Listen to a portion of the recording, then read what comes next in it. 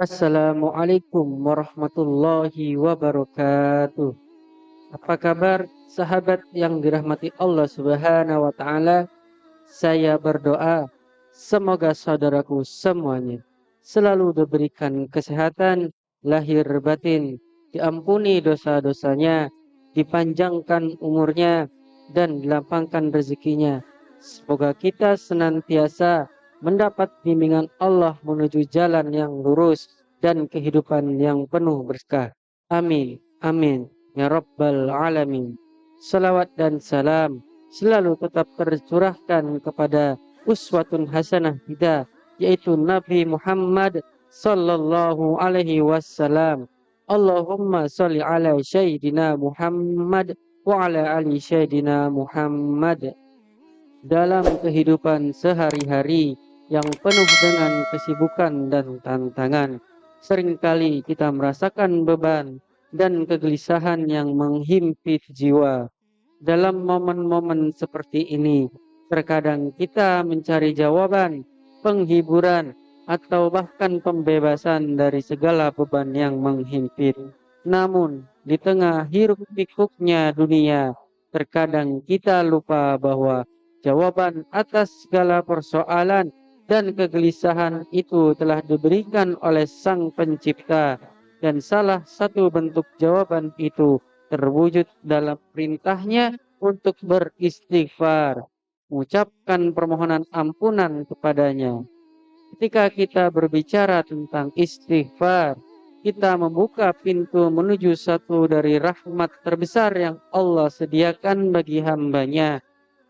Istighfar bukanlah sekedar rangkaian kata-kata yang kita ucapkan, melainkan sebuah tindakan spiritual yang memiliki kekuatan luar biasa untuk mengubah takdir dan meredakan beban jiwa. Istighfar adalah pintu pengampunan, jalan menuju kedamaian batin, dan kunci untuk membuka pintu-pintu rezeki yang terkadang terasa rapuh. Dalam konten ini kita akan menyelami lebih dalam tentang manfaat istighfar yang seringkali terabaikan dalam keseharian kita. Kita akan membahas bukan hanya manfaatnya secara spiritual, tetapi juga bagaimana istighfar mempengaruhi kehidupan sehari-hari kita secara nyata. Dari pengalaman para ulama hingga penelitian ilmiah modern akan kita ungkapkan bagaimana istighfar memiliki dampak yang mendalam dalam menjalani kehidupan ini. Semoga dengan menjelajahi manfaat istighfar ini, kita dapat menguatkan iman, membersihkan hati, dan mendekatkan diri kepada Allah Subhanahu wa taala. Mari kita buka mata dan hati kita untuk merasakan kebesarannya dalam setiap permohonan ampun yang kita panjatkan. Segera bergabunglah dalam perjalanan spiritual ini dan mari kita telusuri bersama-sama rahasia dan keajaiban istighfar dalam kehidupan kita. Rasulullah Shallallahu Alaihi Wasallam bersabda, barang siapa yang senantiasa beristighfar, maka Allah akan memberikan kegembiraan dan setiap kesedihannya. Allah juga akan memberikan kelapangan bagi setiap kesempitannya dan memberinya rezeki dari arah yang tiada disangka-sangkanya. Hadis riwayat Abu Daud, Ibnu Majah, dan Ahmad. Berapa banyak kita harus beristighfar setiap harinya?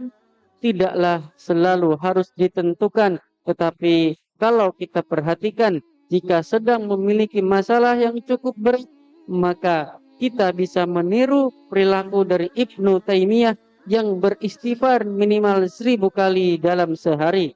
Sambungnya atau sebanyak yang kita mampu.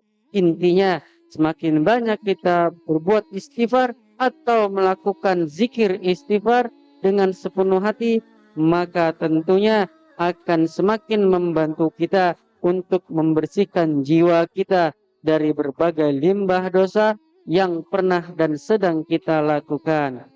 Membaca istighfar sebanyak 1000 kali dalam sehari memang mempunyai manfaatnya yang sangat dahsyat.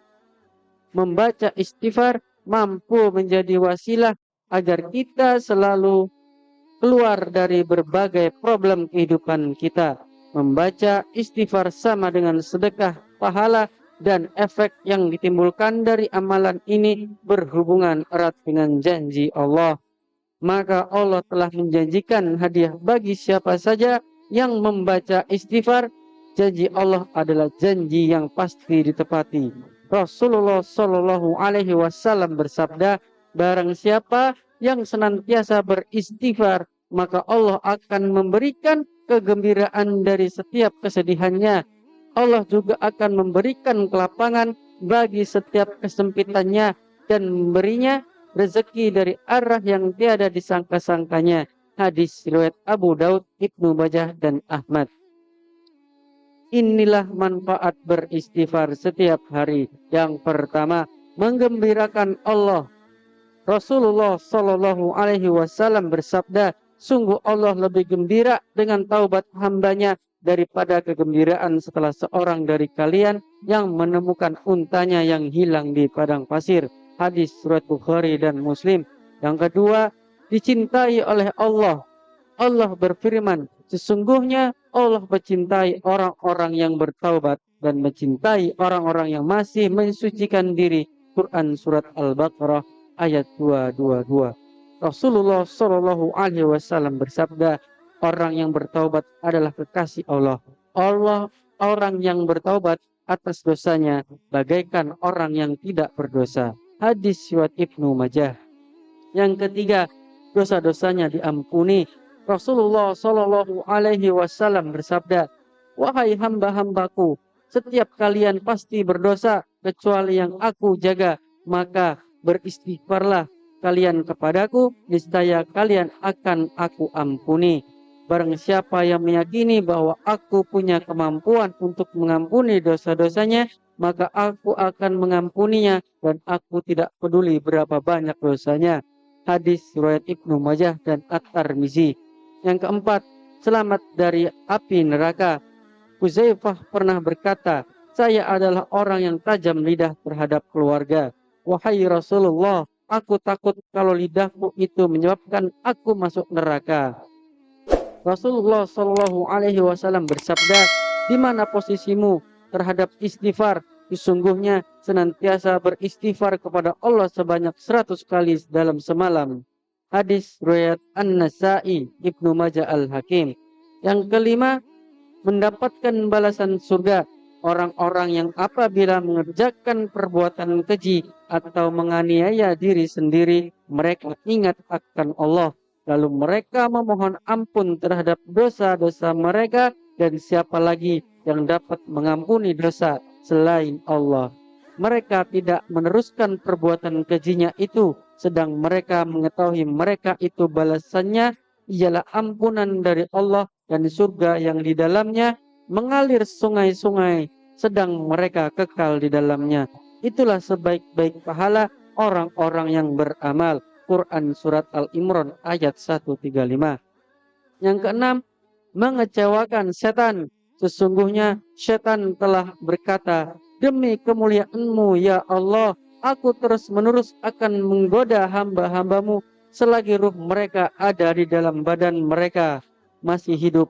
Maka Allah Subhanahu wa Ta'ala menimpalinya, demi kemuliaan dan keagunganku, aku senantiasa mengampuni mereka selama mereka memohon ampunan dan beristighfar kepadaku. Hadis riwayat Ahmad dan Al-Hakim.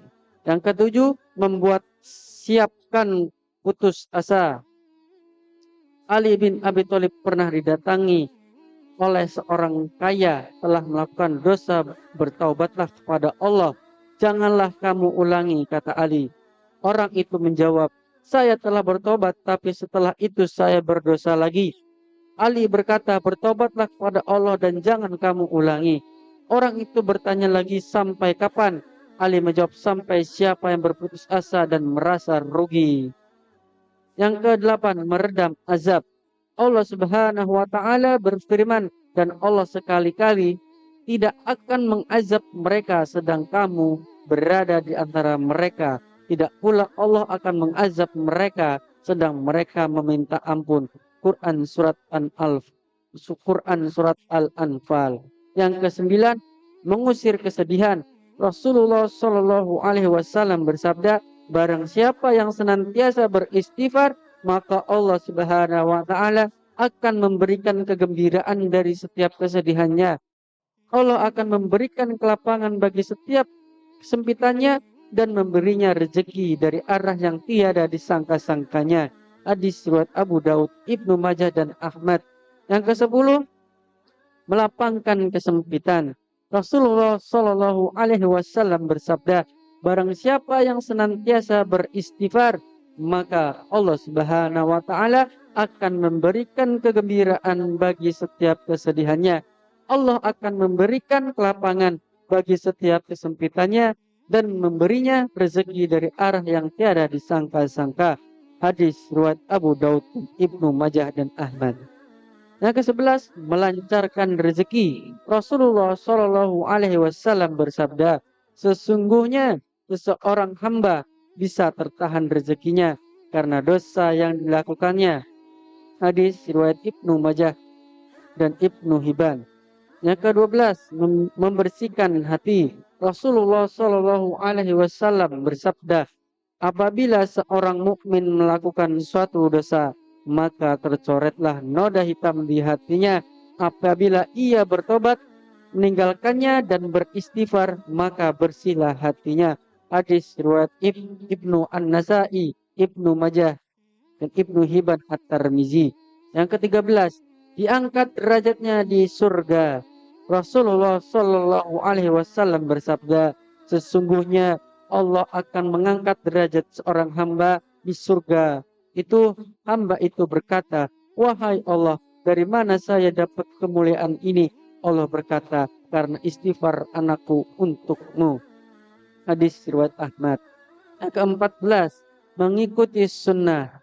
Rasulullah Shallallahu Alaihi Wasallam, Abu Hurairah bersabda, saya telah mendengar Rasulullah Shallallahu Alaihi Wasallam bersabda, demi Allah, sesungguhnya aku minta ampun kepada Allah, beristighfar dan bertaubat kepadanya dalam sehari lebih dari 70 kali. Hadis riwayat Bukhari. Yang ke-15, menjadi sebaik-baik orang yang bersalah. Rasulullah Shallallahu Alaihi Wasallam bersabda, setiap anak Adam pernah bersalah dan sebaik-baik orang yang bersalah adalah yang segera bertaubat. Hadis surat At-Tirmizi, Ibnu Majah dan Al-Hakim. Yang ke-16, bersifat sebagai hamba Allah yang sejati. Allah Subhanahu wa Ta'ala berfirman, dan Allah maha melihat akan hamba-hambanya, yaitu orang-orang yang berdoa, ya Tuhan, kami sesungguhnya kami telah beriman, maka ampunilah segala dosa kami, peliharalah kami dari siksa neraka, yaitu orang-orang yang sabar, yang benar, yang tetap taat, yang menafkahkan hartanya di jalan Allah, dan dia memohon ampun beristighfar di waktu sahur. Quran surat Al-Imran ayat 15-17. Yang ke-17, terhindar dari stempel kebal iman. Allah Subhanahu wa Ta'ala berfirman, barang siapa yang tidak bertobat, maka mereka itulah orang-orang yang zalim. Quran surat Al-Hujurat ayat 11. 18, mudah mendapatkan anak. Allah berfirman, maka aku katakan kepada mereka, mohonlah ampun, beristighfar kepada Tuhanmu, sesungguhnya Dia adalah Maha Pengampun. Niscaya Dia akan mengirimkan hujan kepadamu dengan lebat dan memperbanyak harta dan anak-anakmu, dan mengadakan untukmu kebun-kebun, dan mengadakan pula di dalamnya untukmu sungai-sungai. Quran surat An-Nuh ayat 10-12. Yang ke-19, mudah mendapatkan air hujan di penuh. Hasan Al-Basri pernah didatangi seseorang dan mengadu bahwa lahannya tandus. Ia berkata, perbanyaklah istighfar. Lalu ada orang lain yang mengadu bahwa kebun Nias kering. Ia berkata, perbanyaklah istighfar. Lalu ada orang lain lagi yang mengadu bahwa ia belum punya anak. Ia berkata, perbanyaklah istighfar. Yang ke-20, bertambah kekuatannya. Allah Subhanahu wa taala berfirman, Dia berkata, "Hai kaumku, mohonlah ampun kepada Tuhanmu, lalu bertaubatlah padanya. Niscaya Dia menurunkan hujan yang sangat deras atasmu, dan Dia akan menambahkan kekuatan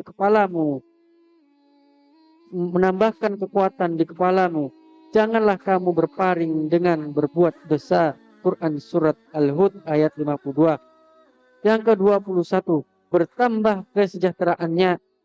Allah Subhanahu wa taala berfirman, "Maka aku katakan kepada mereka, mohonlah ampun kepada Tuhanmu, sesungguhnya Dia adalah Maha Pengampun.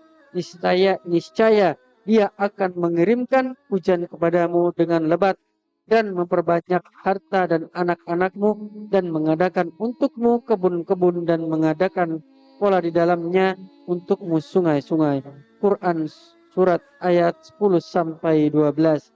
Yang ke-12, yang kedua-dua, menjadi orang-orang yang beruntung. Allah Subhanahu wa taala berfirman, "Bertobatlah kamu sekalian kepada Allah, hai orang-orang yang beriman, supaya kamu beruntung."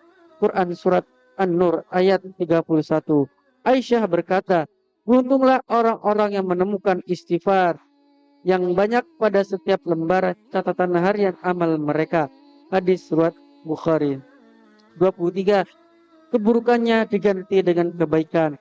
Allah Subhanahu wa taala berfirman, "Kecuali orang-orang yang bertaubat, beriman, dan mengerjakan amal soleh, maka kejahatan mereka diganti Allah dengan kebajikan, dan Allah Maha Pengampun lagi Maha Penyayang." Quran Surat Al-Furqan ayat 74. Yang ke-24, bercitra sebagai orang mukmin. Rasulullah Shallallahu Alaihi Wasallam bersabda, "Tidak seorang pun dari umatku yang apabila ia berbuat baik dan ia menyadari bahwa yang diperbuat lelah kebaikan, maka Allah akan membalasnya dengan kebaikan. Dan tidaklah ia melakukan sesuatu yang tercela dan ia sadar sepenuhnya bahwa perbuatannya itu salah. Tadi ia mohon ampunan, beristighfar kepada Allah, dan hatinya yakin bahwa tiada Tuhan yang bisa mengampuni kecuali Allah, maka dia adalah seorang mukmin." Hadis riwayat Ahmad. Yang ke-25, berkepribadian sebagai orang bijak. Seorang ulama berkata, tanda orang yang arif bijak itu ada 6. Apabila ia menyebut nama Allah, ia merasa bangga. Apabila menyebut dirinya, ia mengasahnya. Apabila memperhatikan ayat-ayat Allah, ia ambil pelajarannya.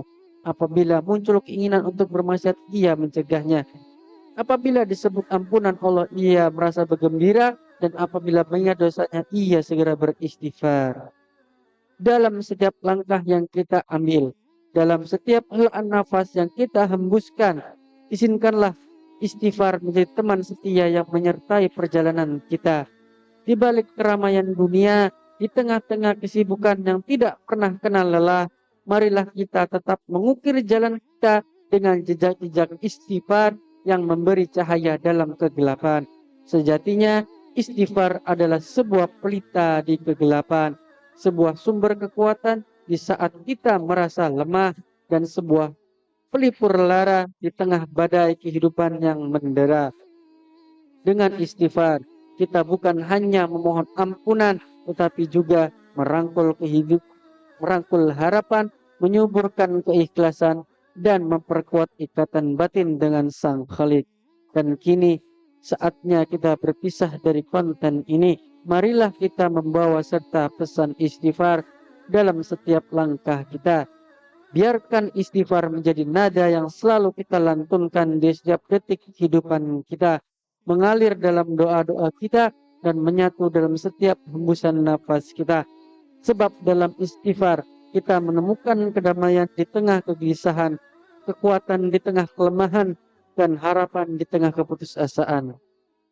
Semoga setiap kata yang telah kita rangkai di dalam konten ini menjadi titik terang bagi perjalanan spiritual kita.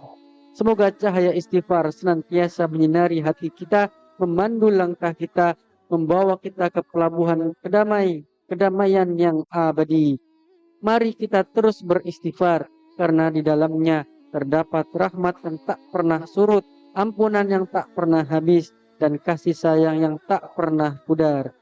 Terima kasih telah menyertai perjalanan ini. Semoga kita semua menjadi hamba yang senantiasa bersujud dalam beristighfar, mengarungi lautan ampunan, dan tiba di pelabuhan kebahagiaan yang telah disediakan oleh Sang Pemilik hidup.